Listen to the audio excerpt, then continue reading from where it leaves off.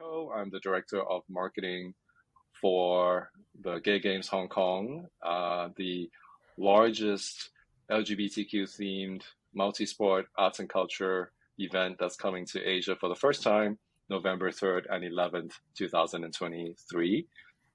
With me, I've got Alan Lang, the co-chair of the GGHK committee. Alan's actually been a Hello. guest on our podcast before. We're also very happy to have Bon Ng, who is our director of sports, to join us today. And this is actually our last podcast of the year. We did not have one for November Christmas because edition. we were crazy busy. This is the Christmas edition, and this is kind of like our way to round out the year, talk about some of the new developments to come in the next few months, but also all of the developments that have happened over the past 12 months as well. So I've got a huge topic of a huge list of topics here that we want to go through. So I'm just going to launch straight into it. But before I do that, and I know, Alan, you love to do this, but how are you feeling? Me? I feel Yeah, how are pretty you good, feeling? actually. Yeah. Look, we've had quite a big year, as you know, for Gay Games Hong Kong. We've managed to do a lot of things this year. Like we've overcome a number of challenges. For me, I'm feeling like a good break over Christmas is really warranted. So I know the team and myself are going on break a little bit, but pretty good. So thank you for asking, David.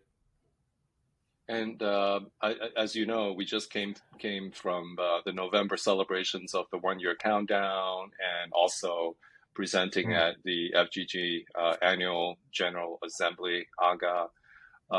Just want to kind of get your thoughts a little bit, because I think AGA was kind of like our opportunity to update everybody, all of the FGG members, all the sports teams, about the preparations for Hong Kong. How did you feel when you came out of the AGA meetings? What were your thoughts? Yeah. Okay.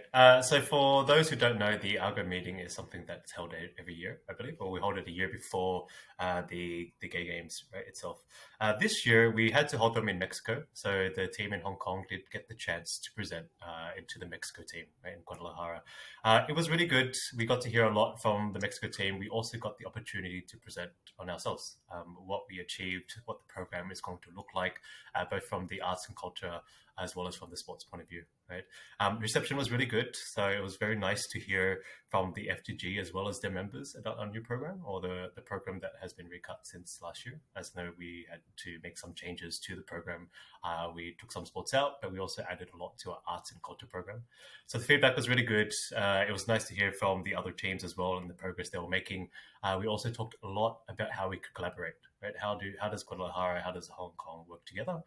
So leaving that meeting, or that couple of days conference, was really good. I think the feedback we've got has been fantastic from FGG as well as the members. Those who are willing to come to Hong Kong also kind of got to see just the progress that we're making, right? So when you think about the Gay Games Hong Kong, of course, there's organizational problems or organizational challenges that we're going through, and that we have to solve problems for, obviously. But also Hong Kong itself, right? Hong Kong is opening. We're kind of riding this opening of Hong Kong right now with the setting up the Gay Games, and it's all kind of come together very nicely. So I think AGA was a great opportunity for us to really talk about everything that was happening, really show that there's progress being made in the sports and arts and culture program, but also that this lining up with the opening of Hong Kong is kind of like a sweet moment, isn't it? So I know I really loved going to AGA. I really loved presenting. Really got fantastic feedback. It was all pretty good. Yeah, was it pretty I might just take a moment to cathartic talk as well? about our 1 year countdown. Yeah. You know, it really was, right? It really helped us. It really validated all the work that we were doing. It really validated that pushing ahead and really trying to set up Hong Kong amidst all these challenges we had, to see it come together, to see it received so well from people. It's nice. It's nice to know that the work and effort that all the volunteers have put in has really come to something. The same thing with the 1 year countdown. You mentioned that happened 3 weeks ago now. So we held that at the JW Marriott in Hong Kong. Bonvoy is obviously one of our partners, so we held it there. They were very amazing to hold this fantastic conference for us, or this fantastic cocktail event for us. That was also really good. I encourage people to look at some of the photos that we had. We've also got a video that will come out sometime soon. But we had all parts of Hong Kong community there, so national sporting associations, government representatives. We had schools, universities. We had some of the sponsors. We had other institutional organizations who were supportive. It was a packed room. The energy was quite amazing. It's really come together. So I'm happy to see it. And I also know that we produced a video that is meant to kind of communicate the readiness of all of the preparations. So it was about the venues and so on, and we showed that at both the 1 year countdown as well as the AGA in Guadalajara.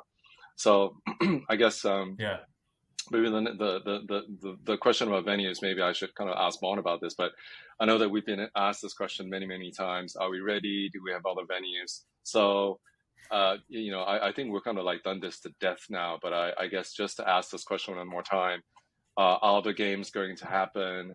Are we going to get the venues we want? Yes or no? Short answer, yes, the game is happening. The game is happening one way or another. And, we are encountering various small problems now and then, but it's things that, we still have plenty of time to try to address. And just going to the point that Alan made when it came to the sort of the 1 year countdown, we had a lot of stakeholders who is in Hong Kong who just by coming to the event, they realized that it is more than they would have ever thought it was. And since then, leading up to it, I've been having packed weeks of, unfortunately, most of the people are having a holiday. I'm having lots of meetings just because we have a lot of stakeholders and venues where they just want us to move the conversation along. I'm going to site visits. I'm sort of like making plans about, well, this is, what can we do here? What is sort of the requirements here? So it's, in terms of the response, it's been fantastic. In terms of for us, we have set sort of certain deadlines where we're aiming to sort of basically secure and just lock down the last remaining sort of venues from the sort of contract perspective, because as soon as sort of we move into sort of after Chinese New Year, it's full operation mode and it's full sort of planning and sort of and so that's the overall plan. I know you did ask for a yes, no, maybe kind of answer, but that's, yeah. Yeah, because I'm like, it's done to death now, because we keep getting asked, like, do you guys have the venues? Do you guys have the venues? And I every time I just keep saying, yes, we do. Yes, we do. And I think I think this will be the last time that we'll address this venue question on the podcast, at least, which is once and for all, we have the venues, the games are going to happen 100% in Hong Kong. There is no doubt. Let's just answer that for the last time and put it away, because there's a lot more that we need to talk about, right? And I think one of the new subjects or new topics that keeps coming out now is, are we going to add more sports to the list? Because we've been getting a lot of feedback as well. And I know that you've received requests and inquiries from different sports organizations around the world about adding more sports to the Hong Kong roster. So I know that you probably are not at a stage where things are 100% confirmed, but is there anything you can tell us about new sports that are being added to the Hong Kong roster? Well, Alan, do you want to sort of indicate which sports I can say and can't say? Can you give us a hint? So, look, the position of the Gay Games is always that we think we should be promoting sport. Right? It's the purpose of the Gay Games itself. Through sport and through arts and culture is how we demonstrate inclusion and how we make sure that we are diverse, not just in people who attend, but the sports that we play, and how they can connect with each other, right? Like how do people connect with each other? Now, obviously, there's two kind of things that the Gay Games Hong Kong has to manage. One is the feasibility of initiating new sports. So obviously, we get lots of questions of why does this sport enter and why did we not include this sport, right? So the easy answer to that is basically if we can feasibly host it, we will host it. There are two sports that we are investigating at the moment, and I'll hand over to Bon to kind of give a bit more details about them. They are ultimate frisbee, Frisbee, which is fairly easy to set up. So we're looking into that. I'll let you Ultimate know Frisbee. that nothing is confirmed. We cannot Yeah. Ultimate Frisbee.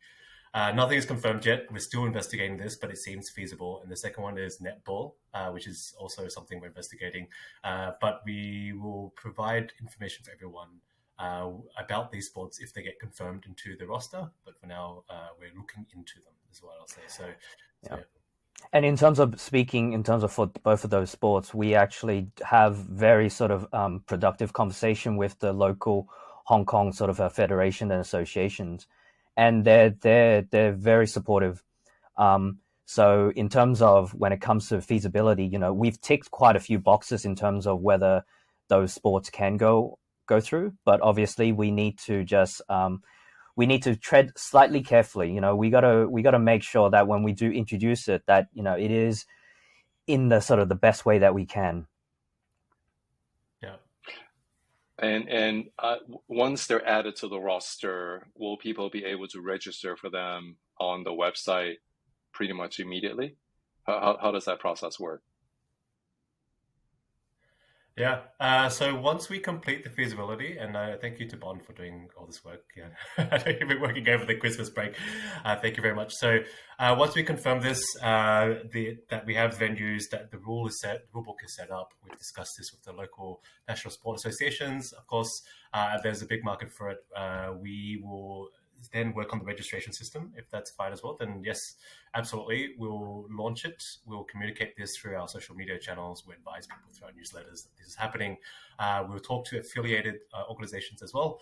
And once that's ready, registration will be open as well, so you can then join the sports.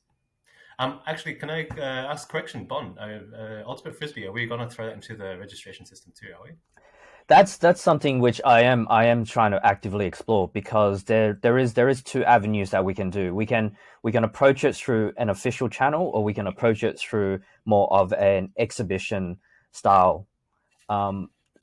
Obviously, if we can do it officially, I think that's fantastic. That would be great. Even if we do it in an exhibition style, I think we can hold a wonderful sort of competition match. And I can just already envision sort of, teams from all different types of sports, whether it be from rugby or soccer or football, or just and even Dragon Boat, they're forming their own sort of Ultimate Frisbee team just to play in these exhibition matches. Yeah. I think there's great potentials for sort of like a cross sort of athlete sort of competition, friendly competition. But yeah. So can I ask a dumb question? What is the difference between exhibition and official?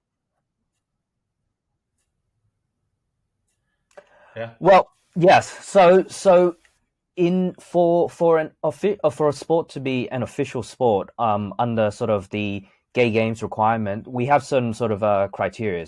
The main thing being we have what is called a red book, and the red book is if we haven't sort of explained it before, is essentially the Bible, the rule book of things that we have to sort of follow by and sort of set for each game so that it becomes official.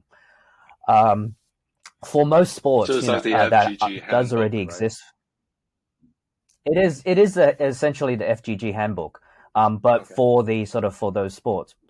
The difference is that because these are considered new sports, it is possible. I'm not quite sure about netball, but I do know for Ultimate Frisbee, it's never been introduced in the gay games history, which means that there is no red book. There's no guidelines, so we do have to build it from scratch.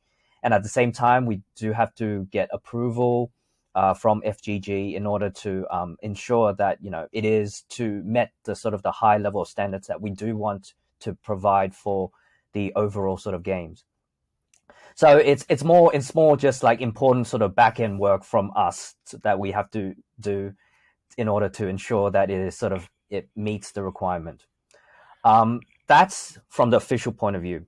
From an exhibition point of view, I think it's the easiest way that I can describe it is that it's more of a introduction of the new sport.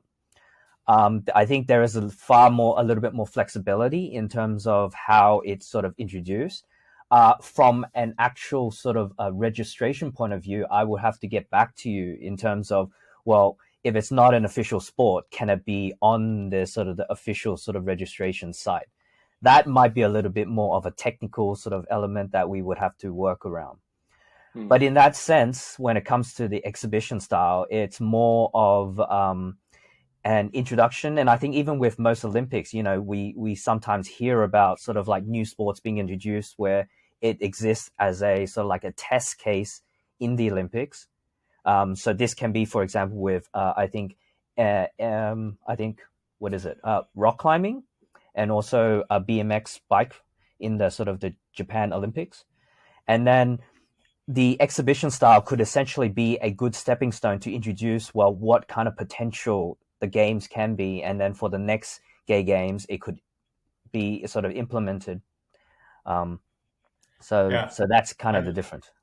I like how you describe it, Bon, like the introduction, right? Introduction to the sport, because what we do with these exhibition sports is that they become very accessible to people who may not want to be going through the full registration process and playing a sport that is set up as a formal competition, right? So when we think about the sports that we have in the Gay Games Hong Kong roster, and we talk about the registration process, you're entering a formal competition. You're entering a competition where your ranking, the timing you achieve is recorded and its actual result, right?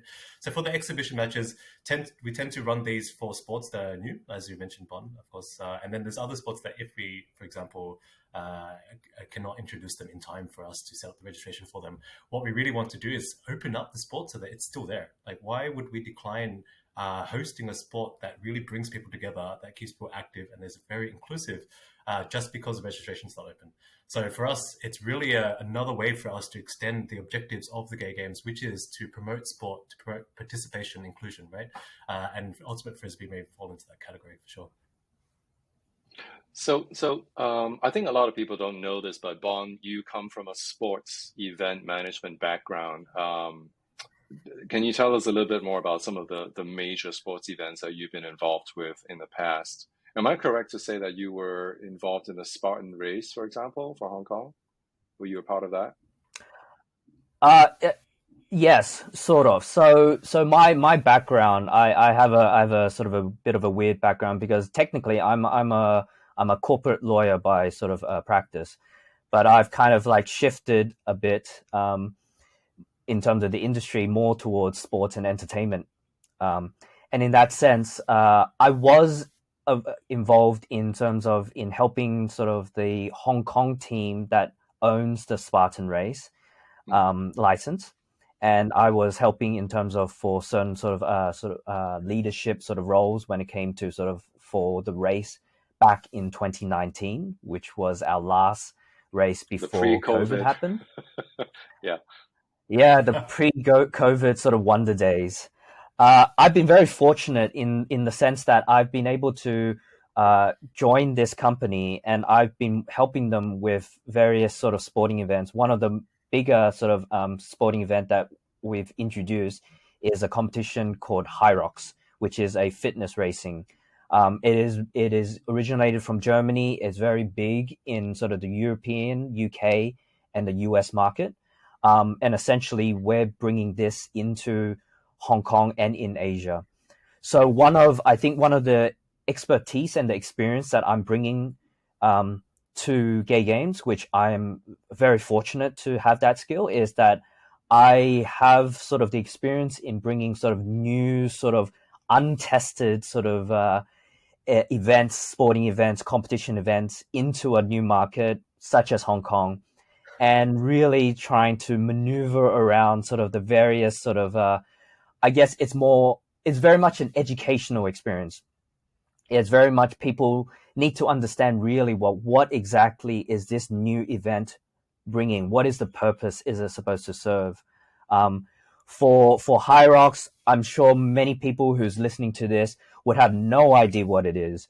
And in which case, that's one of the sort of the key sort of touch points that me as sort of one of the sort of the operations managers of sort of that for Hyrox is to educate people.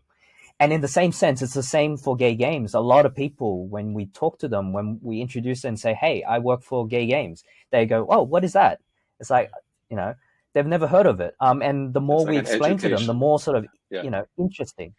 Yeah, it's an education, and ultimately, I think we are bringing gay games to Asia. This is the first time in Asia, and so I've been having some very, very interesting meetings and calls with people all around Asia. In fact, I have a call next week with people from Philippines, and I think we have a massive community there, both LGBT and allies who have already sort of said, "Hey, we're going to sign up. We're going to build a team. We're going to bring some serious competitors over to Hong Kong for the games."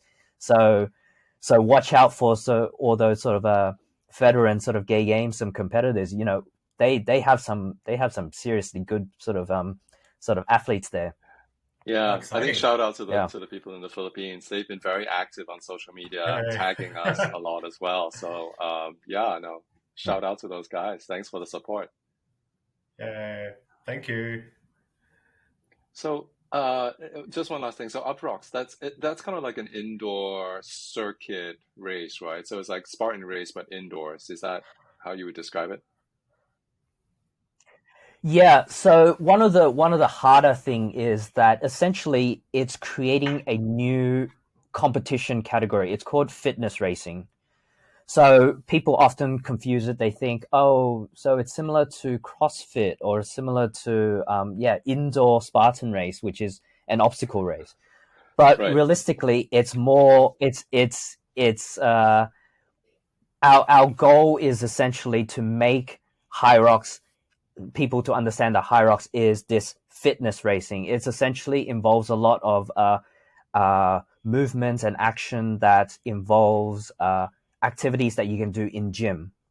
Okay. It involves sort of 8 kilometers of running Hmm. indoor in an indoor circuit, where you also have sort of 8 different sort of fitness zone, which includes burpee broad jump. It includes sled push and pull, rowing machines, ski ergs, farmer's carry, and wall ball. So it's all activities that people can do inside a gym. And the benefit of this kind of competition is that because it is indoor, regardless of whether it's hot, it's rainy, whatever, you Hmm. can still compete. So there's no sort of concern about the elements. That's great. Yeah. Thank you. All right, so I want to move on to asking Alan a little bit. So as we all know, literally yesterday, Hong Kong announced basically the cancellation of all of the COVID quarantine requirements in Hong Kong. So does this mean that we're looking forward to things basically going back to normal very quickly in Hong Kong? And what does that mean for people from overseas that want to travel into Hong Kong for the gay games? Yeah. Yeah, look, I think everyone in Hong Kong will celebrate it a little bit after hearing that news, right? So, the lifting of the restriction means that if you are an arrival coming into Hong Kong, there is no restriction on your movement, right? So you will take a test as you come in, and as if you are indicated to be positive, then we're asked to isolate. But other than that, the restrictions in terms of what people used to understand about Hong Kong, what they used to think that there was no restrictions on movement and entry, these are now removed. So people who are coming to Hong Kong, whether or not it's for a couple of days or for a long time, you can come. You can come, and there's no real restriction to how you move about or how you enter the country. You can go to gyms, bars, restaurants, whatever you like. Hmm. It's gone. Right, so that's the good thing. Now, I'll preface by saying yes, there's still some kind of social distancing measures in place, but they honestly, we're talking about a mass outdoor and crowded areas kind of thing. So, in terms of coming to Hong Kong, we expect more of these restrictions to alleviate. Actually, they kind of were removed much faster than we thought, right? So I know a lot of these restrictions were said to be removed next year. A lot of this was brought forward. Hmm. So very positive news for Hong Kong. It was really good that obviously many people who are listening to this podcast now know that we did postpone the event, postponed Gay Games to 2023. Well done for doing this. I think that was the right decision for us to make at this point in time to make sure that Hong Kong was open. But yes, it's going really well. I'm Hmm. really happy with how things have progressed. They progressed as we expected them to progress in as they were communicated by the government. And so we're looking forward to hosting a lot more events now that Hong Kong is much more accessible, including, of course, the 9 days in November 2023. Right. So no quarantine. The moment you arrive at Hong Kong, you basically have free movement. You can go anywhere. But like you said, there may be some limited restrictions on like the size of crowds and all of that, right? But I think that's pretty minimal now. And then also, if you do test positive when you land in Hong Kong, you're not going to be sent to a government facility, right? I think you'll just be asked to isolate in your hotel for a few days. And that's about it. And even that, do you think that's going to be relaxed pretty soon, right? I think so. Yes. I definitely think so. I can't imagine that staying around for much longer the way things are moving at the moment. So my expectation is that's gone soon as well. I mean, my understanding was that the whole being put in sort of an isolation facility if you tested positive was gone long ago. And what they actually implemented in that place was that they have a sort of a tracker sort of system. And they've made it clear that if you sort of end up testing positive when you arrive, that sort of tracker system is also removed.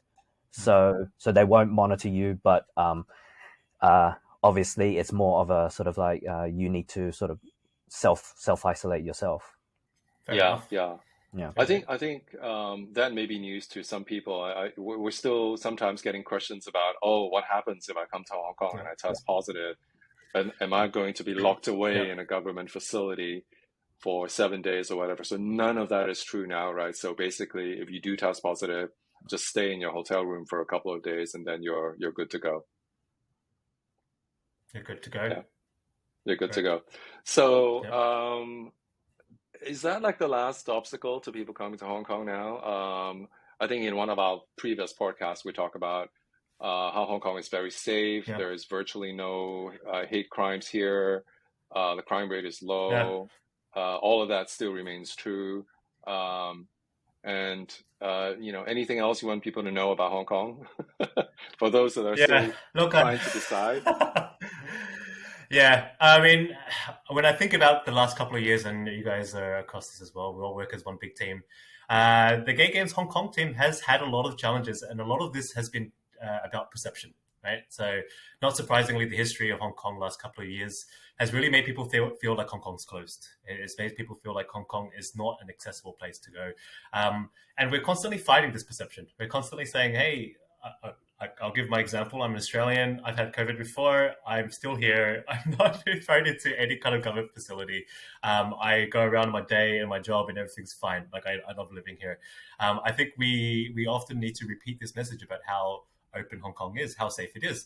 And you can just go online. Like I did the research myself to talk about facts, right? Because if I'm talking to people who want to come to Hong Kong or come join the Gay Games, I need to make sure that I know what I'm talking about.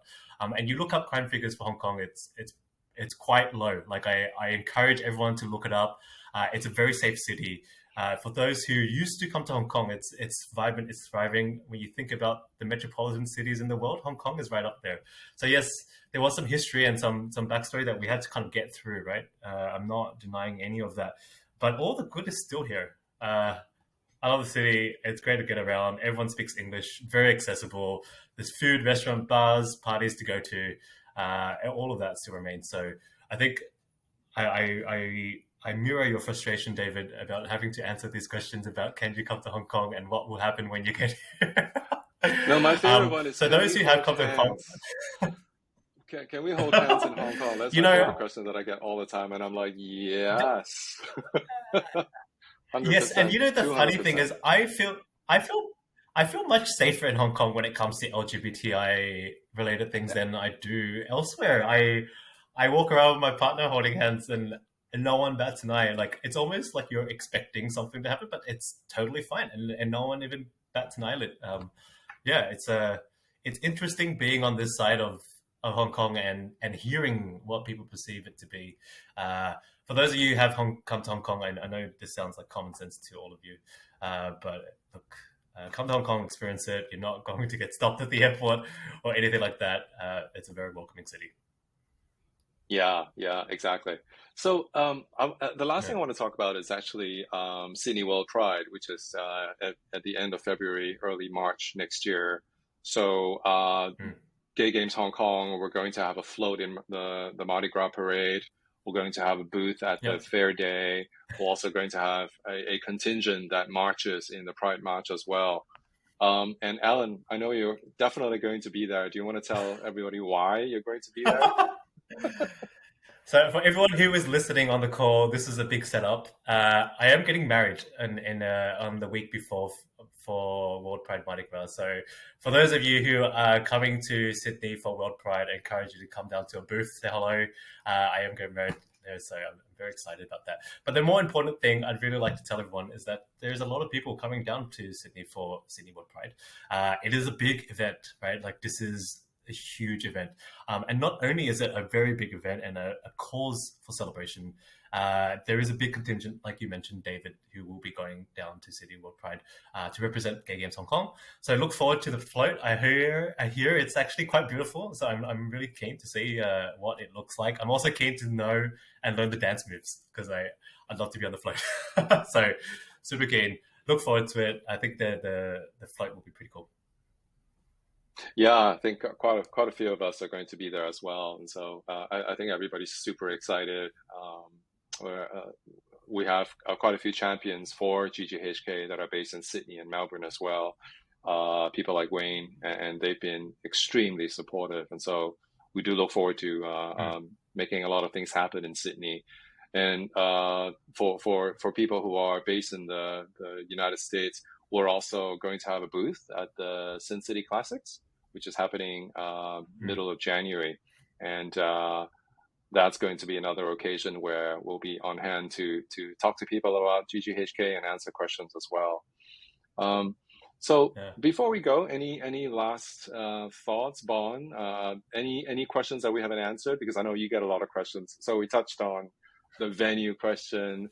Are there any common questions about sports that you get from people that you want to address here as well? Apart from why isn't my sport represented? Are there other things that you want to talk about?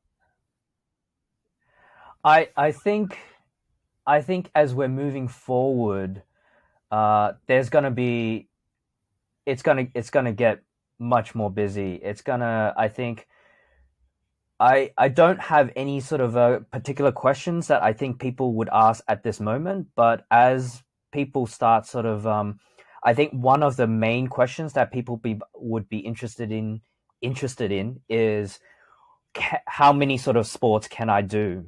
Because I think one of the sort of the quintessential sort of elements of gay games is that people want to be able to, just join in anywhere and everywhere, even if their sport isn't sort of available. If there's no more slot in their sport, can they join a different sport, or can they compete in multiple sports? One of the challenging thing is that I've always been trying to sort of do, and I think it's one of my weaknesses, because I'm always trying to make everyone, please everyone's desires. So one of the things that I'm trying to do is try to create a sports sort of schedule in which we can sort of get as many people to be able to join, even if they're joining some other sports. So, for example, one of the things when it came to running, it wasn't even a question, but with the running sports, we made sure that the schedules for the running is split up into the 3-day sort of tradition. So we have the 10K, which is set on the Tuesday, the 5K is set on the Thursday, and the marathon and half marathon is set on the Saturday.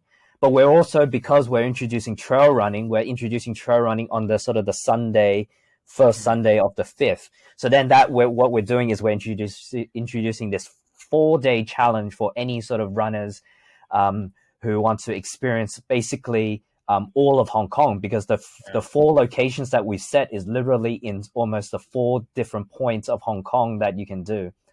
That in itself is almost like a nice sort of reason to join. And then for other sports, such as Mahjong, we are really talking with the the sort of our association and also with sort of the venue in terms of a way in which we can try to ensure that if someone was to compete in another sport, that they can still join the mahjong, even whether it's from a competitive point of view or from one of our other sort of series that I hope to provide more information on in terms of later sort of talks. But besides that, that's I think Besides that, I think we're doing the benefit of us sort of being able to lock down sort of venue is that we're going sort of one step forward. We're now working on the experience. We're trying to make sure that, you know, when you come to Hong Kong, it's not just about the sports. As Alan said, you know, we've upped our arts and culture game, so we're going to make it a party. We're not just on the field, but off the field as well. And I think that alone is just this whole 9-day festival. I'm excited. I can't wait for it to sort of happen. My only sort of downside is that I might be so busy with going from different sporting venues that I won't be able to really, you know, just have that moment and just enjoy it. But thank you for your hard work, Bon. Yeah. But that to me is like the worst kind of, like, if you're gonna be saying like, oh, what am I gonna be sort of be sad about? It's like, this is the worst thing to be sad about. Yeah, I might add to that. So Bon's absolutely right. We spent the last year really solidifying the sports, right? So the last 12 months had a lot been about what are the venues, what's the scheduling, what sports are we going to include, right? That was a lot of the conversation that we were having last year. This year, or this next 12 months, is really about making it better. Bon's right. We're talking about transportation. We're talking about the goodies that you get. We're talking about how we augment your sport experience with off or non-sport activities. How can you make the most use of your time when you're here in Hong Kong, and how can we make it amazing for you? So we've really used the time that we've had to make sure that this is one of the best games that we can host, right? So not just coming to Hong Kong, play good sport at fantastic weather at a good price, but we're talking about going on some junk trips out onto the harbour, exploring the nature, the scenes of Hong Kong. So a lot of people don't realize that, yes, Hong Kong is this huge, massive city, but it's also surrounded by mountains and the beach. Like, it is literally a 10-minute trip to the beach or up the mountain. So there's so much you can do, and we're really utilizing this as part of the experience that people would get when they come to Gay Games Hong Kong, so that when you come here, not only are you having a good time experiencing the sports themselves, but you're having a fantastic trip as well. So look forward to a lot more news from us about that kind of stuff. Yeah, Alan, and you mentioned, for a good price. So do you want to tell people about the early bird discount as well, and when it expires? Yeah, absolutely. We do have an early bird discount on at the moment. It ends in 16 days, actually. It ends at the end of this month. So if you are looking forward to coming to Hong Kong with the borders opening and with all the amazing things that we've just told you about, I encourage you to sign up now. It is good just because you get a steep discount of 30% on the registration fee. You also secure your spot in the sport that you like. So whether or not it is going to be the 4 days of massive running that Bon is promoting to all the international front runners out there, or if you're coming to play a game of mahjong, sign up now. It's really not that hard. You can even pick your sport later, which is a pretty cool option that we've set up. So I encourage everyone, if you are thinking about it, to do sign up. You can go to GGHK 2023. So that's GGHK2023.com. But I would just want to kind of like highlight something that you just said, which is people can actually register now to take advantage of the early bird discount without having to choose a sport yet. So they're basically registering to mark out a place. Yes, correct. So do it like you're saving a lot of money. If you're thinking about it, I would just do it now. Oh, that's a very good point. And I think adding to that, adding to what Alan said, I think that's one of the points that maybe a lot of people didn't really sort of realize, that they can actually register and then choose the sports later on. I do know that I have some friends who they were simply saying that, oh, I'll register when I know in terms of what the sport, when the venue's locked down, or in terms of, well, where's the location of the sports and all that. And I think That's fine. But in terms of in this sense, like if you know that you want to come, which I think a lot of people would have that sort of in mind, then I think utilizing sort of this, advantage, the early bird sort of discount is something that, I might be biased in saying it, but yeah, I would. That's great. That's good to know. Thank you very much. So I think we're running out of time. So I just want to say big thank you to both Bon and Alan. Thanks for your time joining us on the podcast today. We will return to a regular schedule of publishing these podcasts on a monthly basis from now until November next year. And I look forward to having you as guests on future episodes as well. Thank you, guys. Thank you, David. Thank you. Have a good day. Bye-bye.